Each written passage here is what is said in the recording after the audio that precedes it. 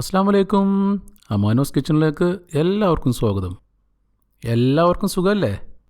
ഇന്ന് ഞാനൊരു മലായ് റെസിപ്പി ആയിട്ടാണ് വന്നിട്ടുള്ളത്. വളരെ എളുപ്പത്തിൽ വീട്ടിൽ തന്നെ മലായ് ചിക്കൻ ടിക്ക എങ്ങനെ തയ്യാറാക്കി എടുക്കാമെന്ന് നോക്കാം. ഈ റെസിപ്പിയിൽ ക്രീമും തൈരും ഉപയോഗിക്കുന്നത് കൊണ്ട് ചിക്കൻ നമുക്ക് വളരെ സോഫ്റ്റായി ഫ്രൈ ചെയ്തെടുക്കാം. ടിക്ക തയ്യാറാക്കാൻ വേണ്ടി ഞാൻ വുഡൻ സ്ക്യൂവേഴ്സ് 30 മിനിറ്റ് വെള്ളത്തിലിട്ട് വെച്ചിട്ടുണ്ട്. അല്ലെങ്കിൽ ചൂട് കൊണ്ട് ഈ വുഡൻ സ്ക്യൂവേഴ്സ് പൊട്ടാൻ സാധ്യതയുണ്ട്. മലായ് ചിക്കൻ തയ്യാറാക്കാൻ വേണ്ടി ഞാനിവിടെ 500 ഗ്രാം ബോൺലെസ് ഫ്രഷ് ചിക്കൻ ഇതുപോലെ ചെറിയ ക്യൂബ്സ് ആയി കട്ട് ചെയ്തെടുത്തിട്ടുണ്ട്. ഇനി നമുക്ക് ഇതിലേക്ക് വേണ്ട മറ്റ് ഇൻഗ്രീഡിയൻസ് എന്തൊക്കെയെന്ന് നോക്കാം. 4 ടേബിൾ സ്പൂൺ തൈര്, 4 ടേബിൾ സ്പൂൺ ക്രീം, ഞാൻ ഫ്രഷ് ക്രീമാണ് എടുത്തിട്ടുള്ളത്, 1/2 ടീസ്പൂൺ ഗരം മസാല. ഇത് കണ്ടോ, ഇത് 2 ടേബിൾ സ്പൂൺ കൊറിയൻഡർ ലീവ്സും 2 പച്ചമുളകും കൂടി ചതച്ചെടുത്തതാണ്. പിന്നെ 1 table spoon ginger garlic paste, 1/2 table spoon കുരുമുളക്, അത് ക്രഷ് ചെയ്തെടുത്തിട്ടുണ്ട്, 1 ടേബിൾ സ്പൂൺ ലെമൺ ജ്യൂസ്, ആവശ്യത്തിന് ഉപ്പ്.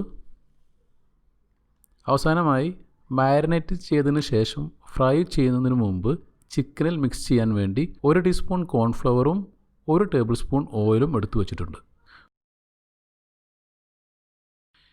ഇനി നമുക്ക് ചിക്കൻ മാരിനേറ്റ് ചെയ്തെടുക്കാം. അതിനുവേണ്ടി ഓയിലും കോൺഫ്ലവറും ഒഴികെയുള്ള മറ്റെല്ലാ ഇൻഗ്രീഡിയൻസും ചിക്കനിൽ ഇട്ട് കൊടുത്ത് നല്ലപോലെ മിക്സ് ചെയ്തെടുക്കാം.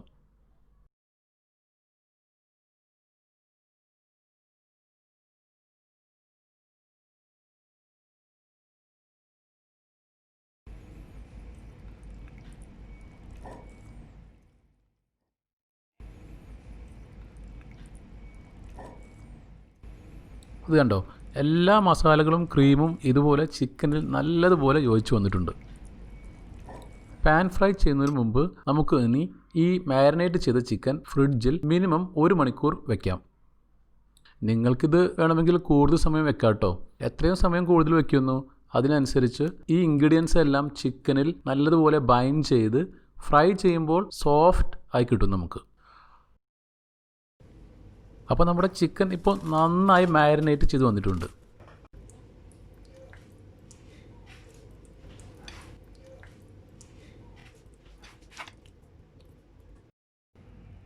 ഇനി നമുക്ക് ഇതിൽ 1 ടേബിൾ സ്പൂൺ ഓയിലും 1 ടീസ്പൂൺ കോൺഫ്ലവറും ആഡ് ചെയ്ത് നല്ലതുപോലെ ഇതുപോലെ മിക്സ് ചെയ്തെടുക്കാം.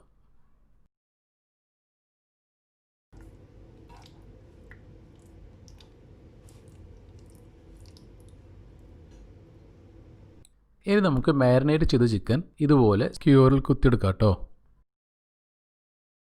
നമ്മുടെ ചിക്കൻ നല്ലതുപോലെ മാരിനേറ്റ് ചെയ്ത് വന്നിട്ടുള്ളത് കൊണ്ട് വളരെ ഈസിയായി ഈ ചിക്കൻ സ്ക്യൂറിൽ കുത്തിയെടുക്കാം.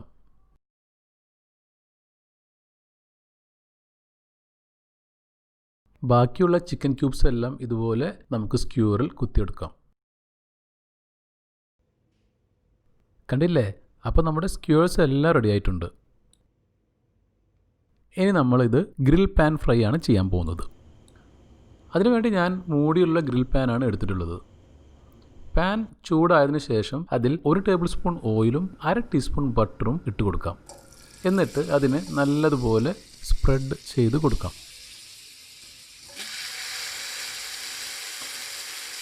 ഇനി നമുക്ക് ചിക്കൻ ആദ്യം ഹൈ ഫ്ലെയിമിൽ 2 മിനിറ്റ് ഫ്രൈ ചെയ്തെടുക്കാം.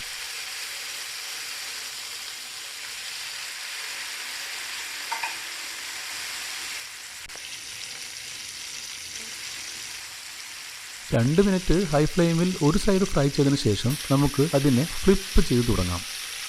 ഇത് കണ്ടോ, ചിക്കനിൽ ഇപ്പോൾ ഗ്രില്ലിൻ്റെ മാർക്ക് നല്ലതുപോലെ വന്നു തുടങ്ങിയിട്ടുണ്ട്. ഇനി നമുക്ക് ഗ്യാസിൻ്റെ ഫ്ലെയിം ലോ ആക്കി വെച്ചതിന് ശേഷം അടച്ചു വെച്ച് 5 മിനിറ്റ് കുക്ക് ചെയ്ത് കൊടുക്കാം. ഇപ്പോൾ 5 മിനിറ്റ് കഴിഞ്ഞിട്ടുണ്ട് കേട്ടോ. ഇനി നമുക്ക് ലിഡ് തുറന്ന് നോക്കാം. കണ്ടോ, ഇപ്പോൾ ഇതിൽ നിന്ന് നല്ല മണം വന്നു തുടങ്ങിയിട്ടുണ്ട്. ചിക്കൻ നല്ല സോഫ്റ്റായി വന്നിട്ടുണ്ട്.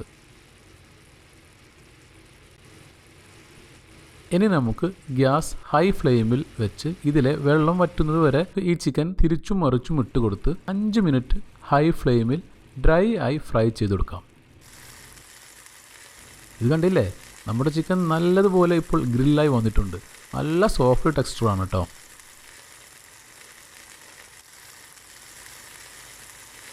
ഇനി നമുക്ക് ഇതിനെ പ്ലേറ്റിലേക്ക് മാറ്റാം.